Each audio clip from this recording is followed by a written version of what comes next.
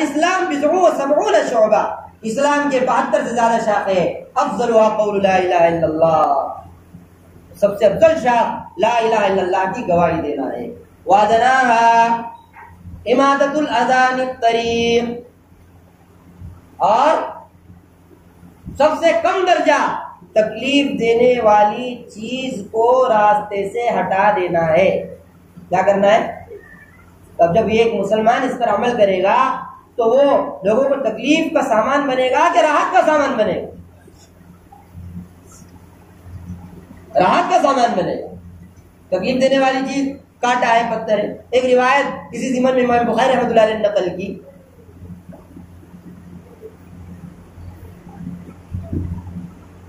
مسجد کا راستہ تھا، ایک کانٹے دار ٹہنی نمازیوں کو بڑی پریشان کرتی۔ کون سی ٹہنی؟ کانٹے دار ٹہنی نکلی ہوئی تھی۔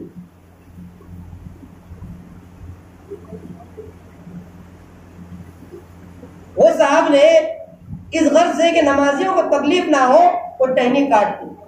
روایت کے اندر ہے اللہ تبارک و تعالیٰ کی طرف سے بطور انعام کے اعلان کیا گیا کہ اس آدمی کی مغفرت اس لیے کی گئی کہ اس نے نمازیوں کی تکلیف کی غرض سے اس ٹہنی کو کاٹ دیا، تکلیف نہ ہو۔ اللہ ہے۔ بہت سی روایات موجود ہے بخاری شریف کے اندر اسی ضمن میں، یہ چھوٹے چھوٹے عمل، لیکن اللہ نے اس پر معافی کا اعلان کر دیا۔ تکلیف دینے والی چیز کو حدیث پاک بعض نے کہا، بعض روایت کے اندر بھی موجود ہے، الگ الگ الفاظ سے بھی موجود ہے، من ضيق طريقا او قطع السبيل فليس له الجهاد، جس آدمی نے ناحق راستہ تنگ کیا یا راستے کو روک دیا، اس کو جہاد کا عبادتوں کا ثواب نہیں ملے گا۔ اس کا ثواب نہیں ملے گا، عبادتوں کا ثواب نہیں ملے گا۔ ہم چلتے رہتے ہیں، راستے میں کیلے پڑے ہوئے ہوتے ہیں، راستے کے اندر کانٹے پڑے ہوئے ہوتے ہیں، اور سواری کرتے ہیں جنگلات میں تو کہیں کہیں پتھر پڑے ہوئے ہوتے ہیں۔ ہمیں ہمارا ایمان یہ حکم دیتا ہے کہ اس نیکی کو معمولی نہ سمجھو، گاڑی روکو، اس پتھر کو، تکلیف دینے والی چیز کو راستے سے دور کرو، پھر آگے بڑھو۔ ہم بھی لوگوں کی طرح اگر اس کو کراس کر کے چلے جائیں گے، ہم میں اور ان میں کوئی فرق نہیں۔ ہم میں اور عام لوگوں میں فرق کرنے والی چیز یہ ہے کہ ساری مصروفیات کے باوجود ہم اتریں گے اور اس راستے کو کلیئر کریں گے تاکہ دیگر لوگوں کو تکلیف نہ ہو۔ آج لوگوں کے اندر ایک قسم کی لاپرواہی ہے، کوئی کسی کے بارے میں ایکسیڈنٹ بھی ہو جائے تو رکتے نہیں، ایکسیڈنٹ بھی ہو جائے تو پتھر اور لکڑی تو بہت دور کی بات کہ راستے سے ہٹا دے، درخت کبھی گر جاتا ہے، اللہ نے استطاعت دی سے ہٹا دو۔ بڑے بڑے پتھر ہوتے ہیں، ٹرک والے اپنی گاڑی چڑھانے کے لیے گاڑی تو چڑھا دیتے ہیں لیکن پیچھے پتھر چھوڑ دیتے، وہ آگے آگے بڑھتے، پیچھے پتھر کی پوری لائن چھٹی ہوئی ہے۔ ایمان کا تقاضا یہ ہے کہ اب ہم ایک مسلمان گزر رہا ہے، اسے چاہیے کہ ان چیزوں کو ہٹا دے، کہا کہ یہ بھی ایمان کا ایک درجہ ہے، اسے بھی معمولی نہ سمجھے۔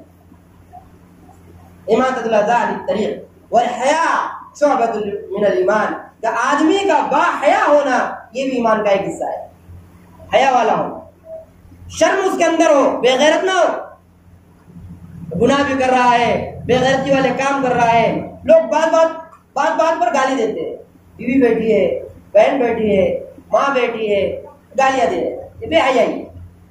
یہ کیا ہے؟ بے حیائی ہے۔ گھر کے اندر یا بچے والدین کو گالیاں دے رہے ہیں، یہ بے حیائی ہے، تو بہت بڑی بے حیائی۔ یہ آدمی کا با حیا ہونا یہ بھی ایمان کا ایک حصہ ہے، والحیاء شعبۃ من الایمان۔ تو وہ حدیث پاک میں بیان کر رہا تھا، لا تحقرن من المعروف شیئا ولو ان تلقى اخاك بوجه طلیق، کسی نیکی کو معمولی نہ سمجھو، اگرچہ اپنے مسلمان بھائی کو مسکرا کر ملنا کیوں نہ ہو اسے بھی حقیر نہ سمجھو۔ ضرورت رہی تو ملتے، ضرورت نہیں تو کاٹ دیتے، بھائی اس سے ملو مت، اب وہ کہاں گلے پڑ جائیں گے، کراس کر کے چلے جائیں۔ حضرت عمر رضی اللہ تعالیٰ عنہ صرف سلام کرنے کے لیے بازار جاتے، کس کے لیے بھائی؟ سلام کرنے کے بازار جاتے۔ ہم بھی سلام کرنے کے لیے بازار جائیں، سبزی تو فری میں آ جائے گی، خرید کر لانا ہے، لیکن سبزی کا ثواب، سبزی لانے پر ثواب نہیں ہے، لیکن سلام کرنے پر تو ثواب ہے۔ سلام کی نیت سے جاؤ گے تو سبزی تو آ ہی جائے گی، بازار تو آ ہی جائے گا، لیکن نیت جا رہے سلام۔ ہمارے پاس یہ عمل نہیں کیا، کون سلام کرے، کون بازار جائے۔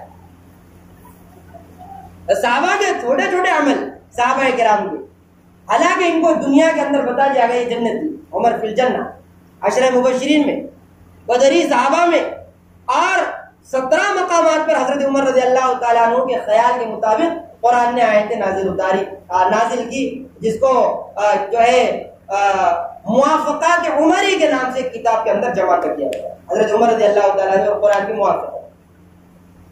ان لوگوں کا حال یہ تھا، نیکی کا حکم کرنا، برائی سے روکنا۔ حضرت عمر رضی اللہ تعالیٰ عنہ بہت سی کتابوں کے اندر واقعہ لکھتا ہے، جب آپ کو خنجر لگا، حضرت صہیب رومی رضی اللہ تعالیٰ عنہ آپ کی عیادت کو آئے۔ کون آئے؟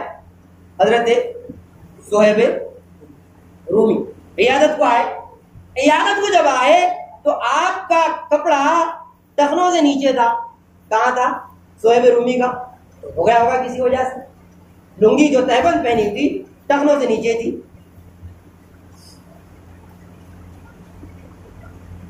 حضرت عمر رضی اللہ تعالیٰ عنہ نے کہا، عیادت سے جب لوٹ رہے تھے، کہا کہ صہیب اتنے بیمار ہیں،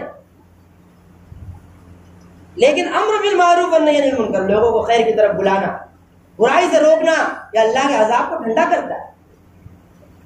لوگوں کو خیر کی طرف بلانا اور برائی سے روکنا، وَلْتَكُن مِّنكُمْ أُمَّةٌ يَدْعُونَ إِلَى الْخَيْرِ، تم میں ایک جماعت ایسی ہونا چاہیے لوگوں کو ہمیشہ خیر کی طرف بلائے، خیر کی طرف بلائے اور لوگوں کو برائیوں سے روکے۔ اور اس پر حالات آئیں گے،